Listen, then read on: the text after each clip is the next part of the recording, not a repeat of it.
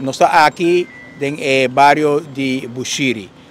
Um bairro de Casa de Pueblo, que durante o último ano a senti falta de atenção e nós escuta hope de cidadãos e a de presença também de parlamentário Stephanie Sivenger, que sua raiz está profundamente ancrada na região aqui.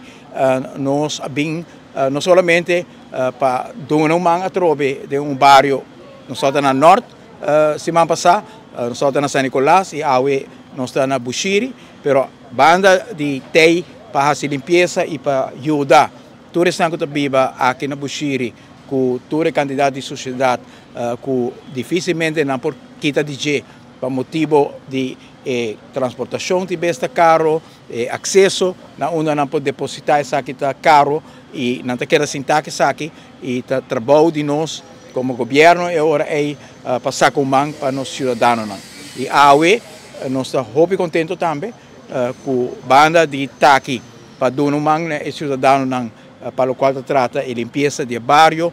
Nós temos um anúncio importante também para o bairro de Bushiri, que está uma renovação do bairro. Então, nós como FCCA estamos muito contentes para formar parte do projeto bonito aqui também, de plantação, para criar mais área verde, elevar nossa natureza e seguro também para colaborar para a melhoração do bairro.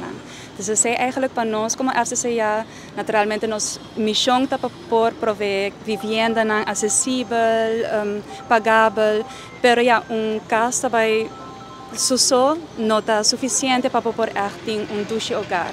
Então, nós estamos echt enfocados para dois pilares estratégicos agora aqui, que nós estamos colaborando também com o governo, de maneira que a empresa mencionou. Então, nós estamos melhorando também a qualidade de vida no bairro. Então, criamos mais área verde, tem mais melhor infraestrutura, lugar que a gente não pode unir junto. Então, também tudo isso por ajudar com o bem-estar. A mim, da representante da área aqui, minha cresce na Sequinan e para mim é de suma importância para mira e a gente não está continuando a crescer aqui para por viver de uma vida digna. Para viver de uma vida digna, vamos ser tempo área recreativa, vamos ser por mover, vamos ser por compartilhar com a comunidade, vamos ser por ter uma área que você bisa orgulhoso de não somente viver dentro, mas cuida, manter e seguir no bom caminho de compartilhar com a gente. Então, a nós, estamos muito contentes de mirar que o FCCA, em conjunto com o governo, também traz para a melhoração do bairro, que normalmente nós sentimos que queda atrás, que está guardando lubida.